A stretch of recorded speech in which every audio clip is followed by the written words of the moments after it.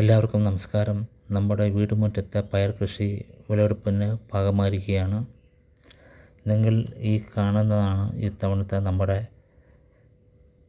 വിളവ്. വിഷമില്ലാത്ത പച്ചക്കറി സ്വന്തം വീട്ടിൽ ഉണ്ടാക്കി എടുക്കുന്നതിൻ്റെ ആ ഒരു സന്തോഷം പറഞ്ഞറിയിക്കാൻ കഴിയില്ല. മാർക്കറ്റിൽ നിന്ന് വാങ്ങുന്ന പയറിൻ്റെ ഒരുപാട് കീടനാശിനികൾ ഉണ്ടാകാൻ സാധ്യതയുണ്ട്. അതുകൊണ്ട് തന്നെ വീട്ടിലെ ഈ കൊച്ചു കൃഷിക്ക് വലിയ പ്രാധാന്യമുണ്ട്. ഇത് നല്ല ചുവന്ന നിറത്തിലുള്ള നീളൻ പയറാണ്. ഇതിന് നല്ല സ്വാദും ഒപ്പം നല്ല ഗുണവുമുണ്ട്. സാധാരണയായി നമ്മൾ വലിയ പരിഗണന ഒന്നും കൊടുക്കാതെ തന്നെ പയർ നന്നായി വളരും. കൃത്യമായി നനയ്ക്കുകയും അല്പം ജൈവവളം നൽകുകയും ചെയ്താൽ മതി. ഈ ചെടികൾ പൂവിട്ട് തുടങ്ങിയപ്പോൾ തന്നെ നല്ല പ്രതീക്ഷയുണ്ടായിരുന്നു.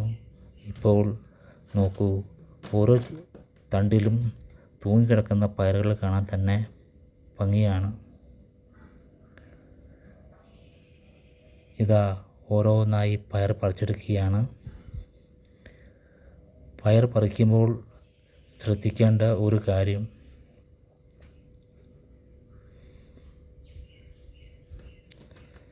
വള്ളിക്ക് കേടുപാടുകൾ സംഭവിക്കാതെ പതുക്കെ പറിച്ചെടുക്കണം എന്നതാണ്. ഓരോ ദിവസവും പറിക്കും തോറും പുതിയ പയറുകൾ വരാൻ ഇത് സഹായിക്കും. ഇത്തവണ പയറിന് നല്ല വണ്ണവും നീളവുമുണ്ട്. വീട്ടിലെ ആവശ്യത്തിന് എടുത്ത് ബാക്കി കഴിഞ്ഞ് സുഹൃത്തുക്കൾക്കും ബന്ധുക്കൾക്കും കൊടുക്കാൻ കഴിയുമെന്നാണ് തോന്നുന്നത്.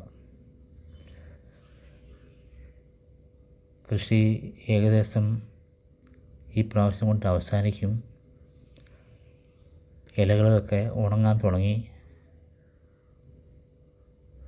ഒരു വിളവെടുപ്പും കൂടെ നടത്താനേ പറ്റത്തുള്ളൂ. പലരും ചോദിക്കാറുണ്ട്, ഇതിൽ എന്താണ് വളമായി ഉപയോഗിക്കുന്നതെന്ന്. നമ്മൾ ഈ വീട്ടിൽ തന്നെ ഉണ്ടാക്കുന്ന കമ്പോസ്റ്റ്, ചാണകപ്പൊടിയും ഒക്കെയാണ് പ്രധാനമായും ഉപയോഗിക്കുന്നത്. കീടങ്ങളെ അകറ്റാൻ വേപ്പെണ്ണ മിശ്രിതം പോലുള്ള നാടൻ വിദ്യകൾ മാത്രമേ പരീക്ഷിക്കാറുള്ളൂ. അതുകൊണ്ട് തന്നെ കുഞ്ഞുങ്ങൾക്കും മുതിർന്നവർക്കും ഭയമില്ലാതെ ഇത് കഴിക്കാം. പരിമിതിയിൽ ഉള്ളവർക്കും ചെറിയ ചട്ടികളോ ഒക്കെ കൃഷി ചെയ്യാവുന്നതേ ഉള്ളൂ. നിങ്ങളും ഇതുപോലെ ചെറിയ രീതിയിൽ കൃഷി തുടങ്ങണം.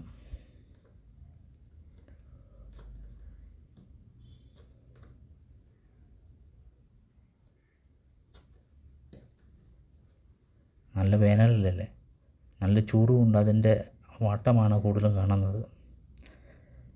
നിങ്ങൾക്ക് ഈ വീഡിയോ ഇഷ്ടപ്പെട്ടാൽ ലൈക്ക് ചെയ്യാനും കമൻറ്റ് ചെയ്യാനും ഫോളോ ചെയ്യാനും ഷെയർ ചെയ്യാനും മറക്കരുത്.